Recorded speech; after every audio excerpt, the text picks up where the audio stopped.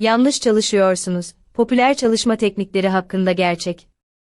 In this video, I'm going to rank the most common methods from the worst to the best. Some of the techniques you're using every day are actually keeping you stuck, while others are insanely powerful if you use them the right way. So before you waste another hour studying, let's see where your favorite method really lands on the tier list. Now, if you're new here, I'm Tom, a study coach, and I help students from medicine, engineering, law, business, all the way to people studying next to a full-time job. And I've tried almost every study method on myself and my students. And I don't care what feels nice. I care about what actually works based on real research and real exam results. Let's build this tier list. Here's how this will work. For each method, I will give you two rankings: how students usually use it and how good it can be if you actually use it properly. Because most methods are not good or bad by themselves, but they're just often used in a terrible way. Our tiers are going to be the S tier, the must use. These are going to give you a score of 90 to 100%. A tier is very strong, probably gives you a score of 80-90% on an exam. B tier is decent, gets you 70 to 80%. C tier is meh, gets you probably like in the 60-70 range. D, almost useless, 50 to 60. And F tier, please stop using this. It will lead to failing grades, like a lot of time spent, not the grades that you want. So let's start with some of the methods that most people secretly rely on: rereading and actually highlighting. They are going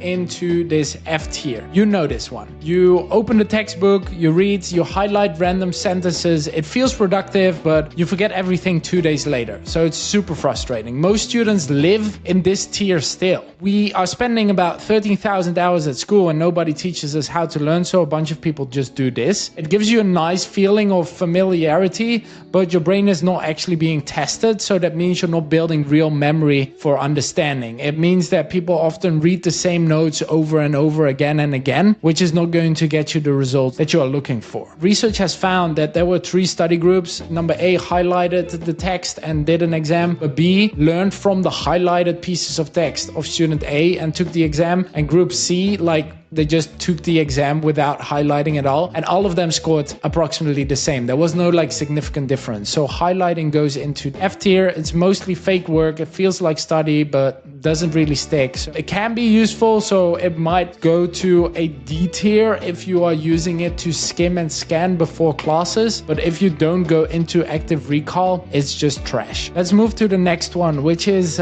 watching videos and recorded lectures. I'm going to put that into D tier. YouTube lecture captures, online course videos. Most people just press play, take a few notes and call it studying. But the problem is still the same. It's quite passive. So you watching this video and just sitting and nodding along, your brain just doesn't have to work. You're only consuming. So what most people do is they watch it at 1x or 2x speed, but they're not really processing the information, nor are they actively recalling information. You're just copying what is being shared on the slides, which doesn't make sense. It goes into D tier. It's not bad. It's better than nothing, but it's also not super active. If you want to move this up 1 tier to C tier, you would have to turn every video into smaller practice questions and an answer session. Every 3 to 4 minutes, just pause and ask, okay, if the video stopped here and the exam started, what would they ask me about this video? And you convert that information into shorter pictures. Write these questions down and then test yourself on them. The next method is about studying with music. Also goes into D tier, especially when you're listening to music with lyrics. It can be quite distracting. If you listen to binaural beats or lo-fi, that might be okay. However, music with lyrics competes with the words that you're trying to read, so therefore it distracts you, and then your brain has to split attention, which usually lowers the memory and the accuracy of your study session. Studying in silence versus studying with music often show equal or worse performance with music, especially when the task is complex. Do not study with music. Ideally, do not have your phone next to you to change numbers if you dislike it. Ideally, work and study in silence. If you choose to study with something, do binaural beats or classic Baroque music. Let's go to some methods that are actually good, but probably still not getting you the results that you're looking for.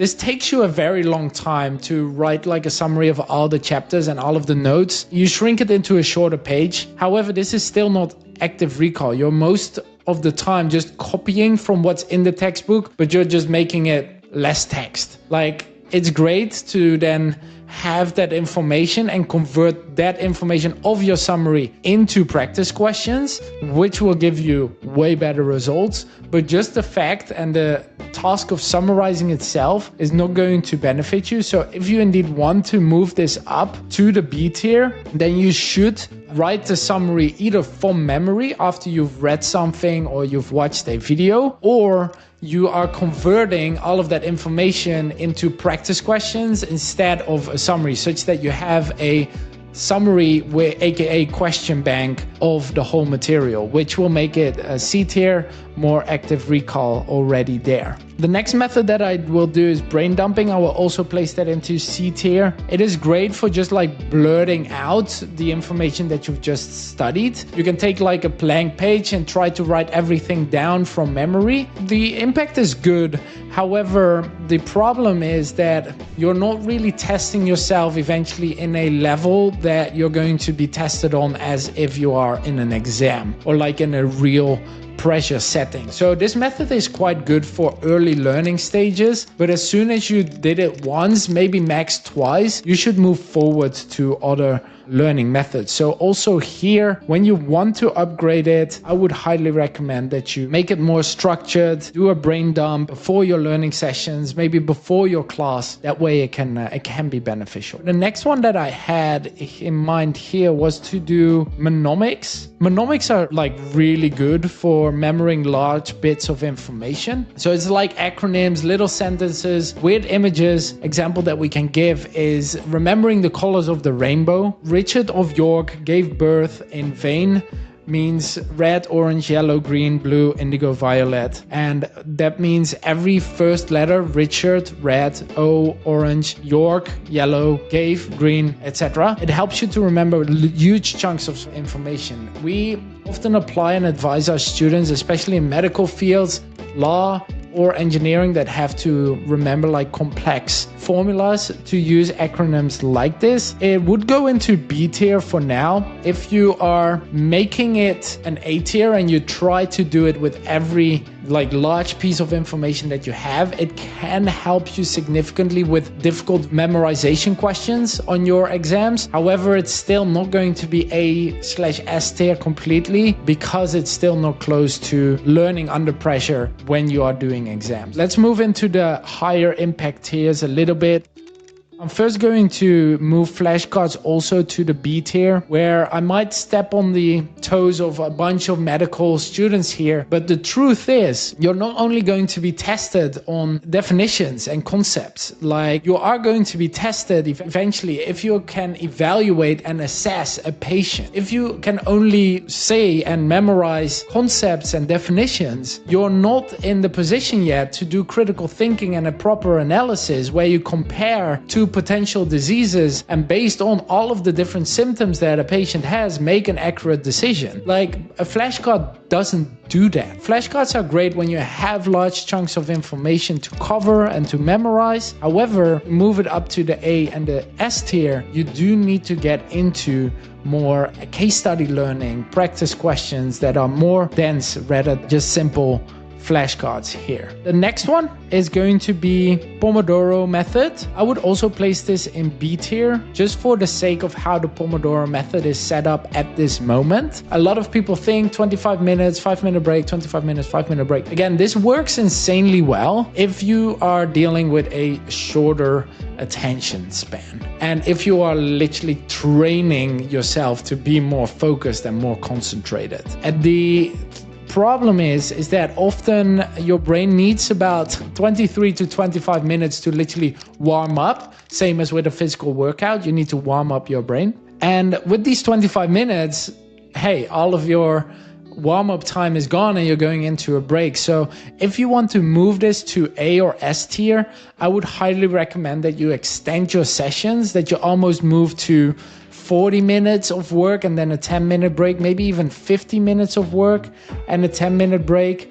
or even 60 minutes of work and then a 15-minute break. So if you are going for more deep focus, maybe a 1 or a 2 hour study session, again 60 minutes with 10 minutes and then do this twice, it's going to be way more effective than just studying for the 25 minutes and then taking a break already. The next method that I want to dive into is going to be pre-studying. This is often called priming. I'm going to put this in A tier because this is where learning eventually starts. It's not about what happens after class or during class, it's what happens before class. Your brain has one limitation that we often like to call rejection, and this basically means that if it's never has seen or heard about the information yet, it is easy to forget. This means there's no neural pathway or network in the brain yet, and therefore if you are providing it this new information, it's just going to be lost. However, if you do pre-study and you are already identifying what the core concepts are, what the main topics are, and maybe even already what kind of questions you have or you are uncertain about, you can be way more specific with going into the lecture, learning there, asking the teacher questions, and then solving your knowledge gaps. This is super effective. The method that we usually advise students to apply with pre-studying is the SQ3R method. We do have a video on my page about this method because it's super useful. Start using that SQ3R method and it might even help you going into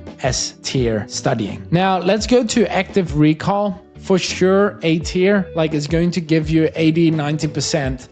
Almost guaranteed. If you do this throughout your whole learning journey, this is going to get you the best results. However, how you are applying active recall really depends. So if you want to move it to an S tier, we want to be actively recalling information with an increased difficulty of the questions that we ask ourselves. So what do I mean with that? There's different layers of learning: remembering, understanding, applying, analyzing, evaluating, and creating. Most students still get stuck on remembering and understanding questions. And if you are capable of leveling up your questions to application, evaluation, and analyzing, you're applying active recall at tier level. So most students get stuck here in the A level. I highly recommend to increase the difficulty of your retrieval practice questions such that you can move into tier and get higher grades there.